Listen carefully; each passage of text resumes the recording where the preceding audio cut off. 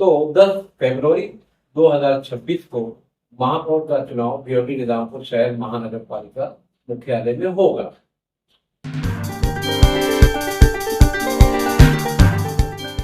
जय हिंद साथियों, आइए बात करते हैं। भिवंडी शहर में मौसम बहुत गर्म है। माफ कीजिएगा, भिवंडी शहर का मौसम तो बहुत अच्छा है, मगर जिन जिन लोगों को भिवंडी शहर के मतदाताओं ने अपना वोट देकर जिताया है, वो शहर से भाग गए हैं किसी ठंडे ठिकाने पर या एयर कंडीशन वाले होटल में। तो इसलिए मैंने शुरू में कहा कि भिवंडी शहर का जो मौसम है जरा गर्म है। हालांकि भिवंडी शहर का मौसम बहुत अच्छा है, मगर चुन के आ जाने के बाद मौसम गर्म हो गया है। बहरहाल आइए बात करते हैं। भिवंडी शहर में अभी एक ही चर्चा है कि महापौर कब, तो 10 फरवरी हुआ, तो 10 फरवरी। अब महापौर बनेगा कौन? महापौर बनने की जो कहानी है, शिवसेना और बीजेपी, ये देखें तो इनका जो गठबंधन है, इसमें 34 नगर सेवक भिवंडी शहर में इनके हैं। अब रईस भाई की बात कर लेते हैं।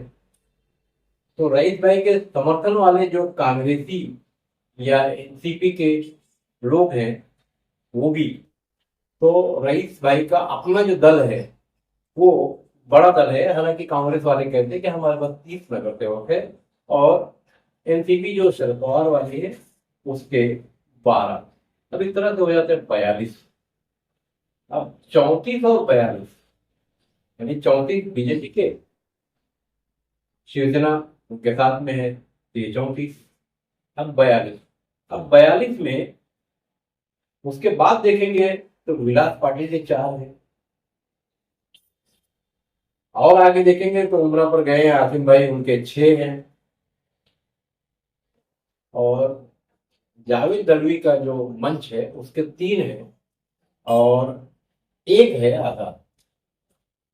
अब सवाल ये उठता है कि जब कांग्रेस, एनसीपी, शरद पवार और रईस शेख के समर्थन वाले 42 लोग मौजूद हैं, प्लस समाजवादी के 6 मौजूद हैं, तो हो गए ना 48।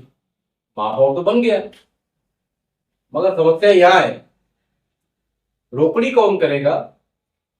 और रोकड़ी करने वाला भिवंडी शहर में एक ही इंसान है जिसका नाम विलास पाटिल है। तो विलास पाटिल इस बार महापौर खुद ना बन जाए, या अपनी पत्नी को ना बना दे, या अपने लड़के को ना बना दे, इसलिए जो चुनाव के बाद भी जो झगड़े हुए ये उसी कड़ी का हिस्सा है। अब विलास पाटिल तो अपने काम में लग गए, कोर्ट कचहरी।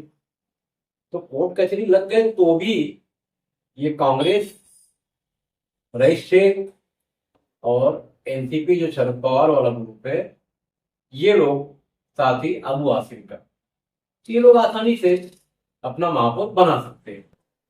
फिर भागने की क्या जरूरत?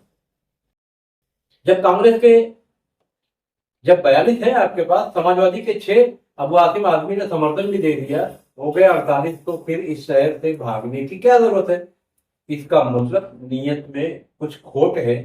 कहीं ना कहीं रईस शेख को भी खतरा है, कांग्रेसियों को भी खतरा है, एनसीपी शरद पवार के लोगों को भी खतरा है, साथ ही आसिम भाई को भी खतरा है। हालांकि आसिम भाई तो इस तरह के खतरे से कई बार दो चार हुए, अपने नगर सेवकों को बेचकर भाग लिए, तो उनके लिए कोई नई चिंता नहीं है, और कांग्रेसियों के लिए भी नहीं है। मगर रईस शेख के लिए ये बहुत बड़ा चैलेंज है, क्योंकि रईस शेख के समर्थन से जितने लोग चुन कर आए, अगर इन्हें जोड़ लिया जाए तो महापौर बनता ही बनता है। भले आपस में जो भी फैसला होगा वो अलग बात है, मगर क्यों नहीं बना रहे? क्यों भिवंडी शहर की जनता को बेवकूफ बनाया जा रहा है? ये सारा मामला घूमकर बीजेपी और शिवसेना, एक नाथ शिंदे ग्रुप की तरफ जा रहा है। शहर में चर्चा भी है और नगर सेवकों का खर्चा भी हुआ है, तो ये अपना खर्चा निकालने के चक्कर में अपना जमीन पहले भी बेच चुके हैं। अभी जो नए चुनकर आए उनके लिए नहीं, पुराने वाले हैं, तो इस बार भी बेच दिए तो क्या फर्क पड़ता है। कोई अपनी भैंसिया पे बैठ के घूम रहा है, कोई कीचड़ में अपना कमल लेके खड़ा है, कोई धनुष बाण लेकर खड़ा है, कोई पंजा दिखा रहा है, कोई तुतारी दिखा रहा है, कोई टूटी फूटी साइकिल दिखा रहा है। भिवंडी शहर की जनता को बता दूं कि आपके वोटों का इस्तेमाल हर बार इसी तरह से होता है, इस बार भी होगा।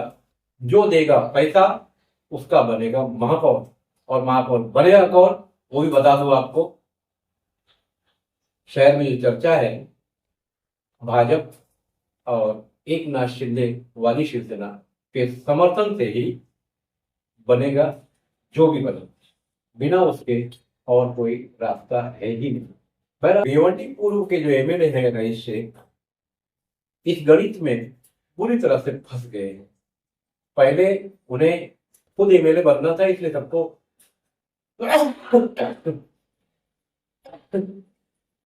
पहले उन्हें एमएलए बनना था, इसलिए उन्होंने बहुत से लोगों से वादा भी किया था कि मैं रहूंगा तो तुम्हें नगर सेवक बनाऊंगा।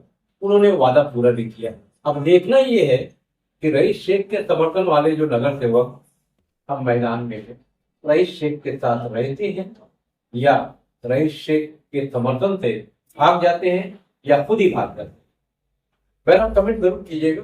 और महापौर का चुनाव 10 फरवरी 2026 को होना है। धन्यवाद।